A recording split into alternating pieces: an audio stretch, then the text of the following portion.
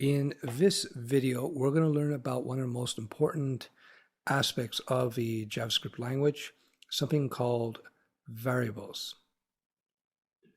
Variables are, in a nutshell, virtual containers.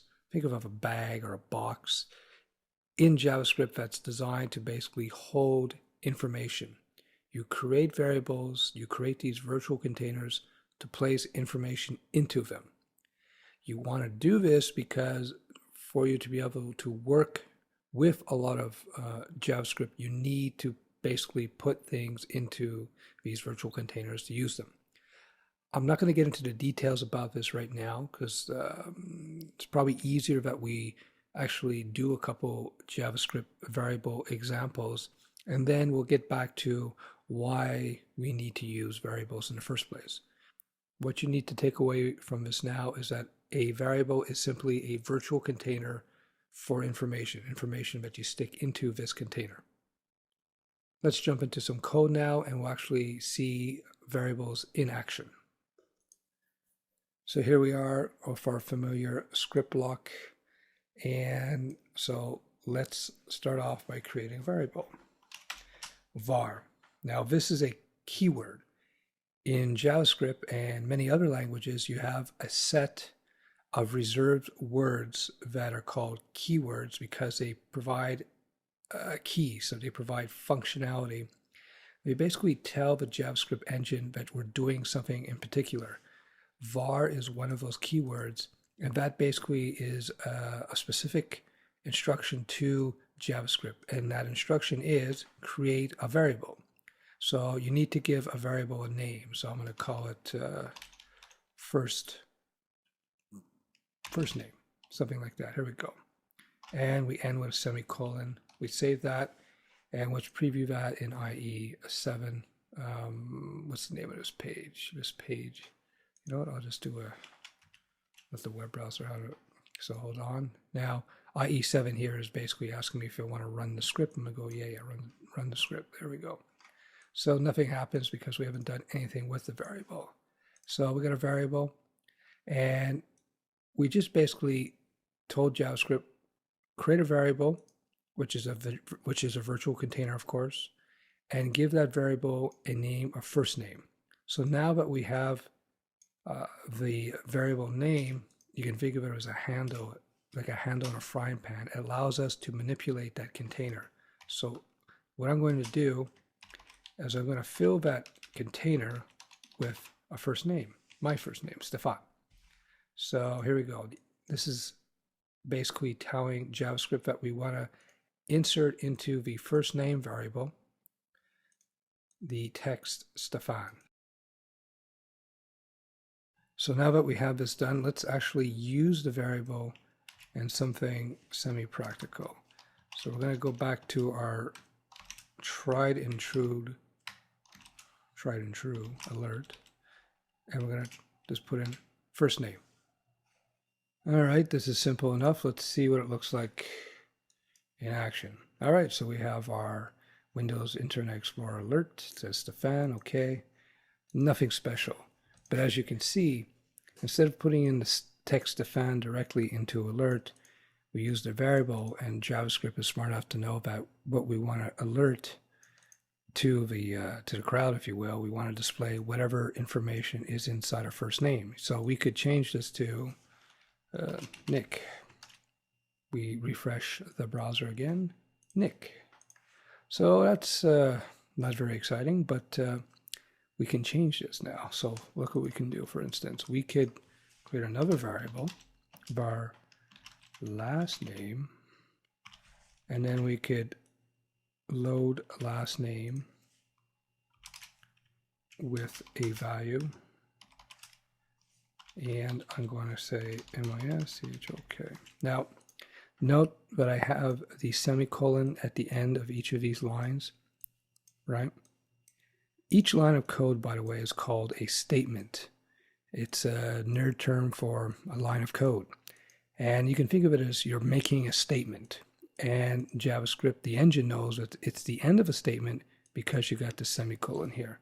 So I got first name and last name. So now we want to display the last name. So we can do that by putting in last name in the alert.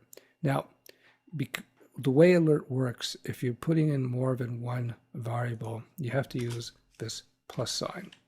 And we're going to get into that a little bit later, but just take it from me. So let's see how this looks. Nick Mischuk. Okay, so you notice, let me launch that again. You notice how there was like no space here? That's not cool. So maybe we should add a little space. You see, in JavaScript, a blank space is something that you have to add explicitly. So we're going to have to add another plus and put a little 2 colons like that, 2 quotes here rather. Now, you see, in JavaScript, anything in between quotes is considered text, text that you type. Nerds will call the text strings. And a space, even a space, is considered a piece of text. And there are reasons for this, so I'm not going to get into now. But just take it from me if that's the case. So we're going to save that, reload the page. You see now you got a nice space here. I've introduced a few concepts already. I've introduced the concept of the variable. We know how to make a variable by using the var keyword, and then we give it a name. Var is a keyword. We've learned about keywords now. It's one of those reserved words in JavaScript that tells JavaScript to do something. And we know that we can assign values to variables by using the equals. And we know that if we assign, well, we can assign numbers. Let me just create another variable. I just want to make a point. We'll var number. And let me just end that off and I go number, and the number equals 6. And that will work too. See if I load the page. Nick Mischuk.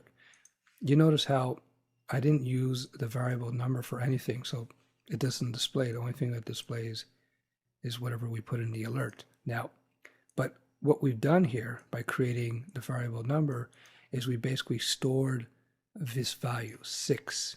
So where exactly are we storing these values? We are storing these values in your computer's memory. Think of RAM memory. You got to remember that RAM memory is basically, you got 100 megs of RAM, well, 100 megs. That shows you how old I am. You got 1 gig of RAM or 2 gigs of RAM. And RAM is basically, think of it as an egg carton, or, times 10,000 or million or whatever it is. It's got all kinds of tiny little slots of memory, little virtual container spaces where you can hold information. So when you use the var keyword, you're basically telling JavaScript that you want to store some information in RAM, and well, that's it. So what JavaScript does behind the scenes, it takes care of a lot of details that before modern languages like JavaScript came around, it takes care of a lot of details that the programmer used to have to do. And just to give you a taste, in the old days, when you wanted to store information in memory, and you have to store information in memory to be able to do a lot of computing work, to do a lot of programming work, and you'll come to understand that as we go along. When you want to store stuff in memory, in the old days, you had to basically go into the RAM, find a free spot, and you had to reserve some of these free spots, and then you could stick the information in there. It was up to the programmer to find the spots, to reserve enough space in memory, stick the stuff in there, and you had to remember where you put what information and what spot in the RAM. It's, I hope this is clear. Essentially, it was just a much more encumbering, tedious process for programmers to actually store stuff in memory. Whereas with the var capability, with the variable capability that JavaScript has, by using the keyword var, you're basically telling JavaScript, okay, you're going to take care of all those details for us, and I just want you to hold some information, and I want you to tag that information with the name, in this case, first name, and so in this second variable, I say tag that information, whatever we're going to be holding, with the tag of last name, and so on. Now up here, you notice I just created a variable. I basically, in these 3 cases here, these 3 different variables, I basically told JavaScript, create the variable, but just reserve the spot in memory, but don't put anything in it yet. You only put stuff in memory when you actually use this equal signs and then you point to some information. So in this case, we pointed to a number 6.